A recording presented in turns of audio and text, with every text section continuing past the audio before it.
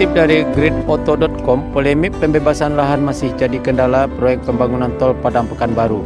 Hingga kini, pembangunan jalan tol sepanjang 254,8 km tersebut tersendat, khususnya untuk seksi 6 Bangkinang Pekanbaru yang masih belum selesai.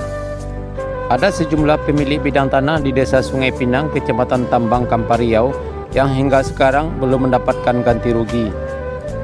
Melansir dari tribunpekanbaru.com, kabarnya akan ada konsinyasi antara pemilik lahan terdampak jalan tol dengan pihak-pihak terkait untuk menyelesaikan masalah ini. Pejabat pembuat komitmen PPK Satker Balai Besar Jalan Nasional BPJN Wilayah 2 Asdiman menyatakan proses pencairan uang ganti rugi sudah diajukan dan nantinya segera dicairkan ke Lembaga Manajemen Aset Negara LMAN. Setelah itu prosesnya berlanjut dengan LMAN menitipkan uang ganti rugi ke pengadilan sesuai dengan proses aturan yang berlaku. Sekarang masih dalam proses administrasi, papar Asdiman dikutip dari tribunpekanbaru.com Jumat 24 Oktober 2001.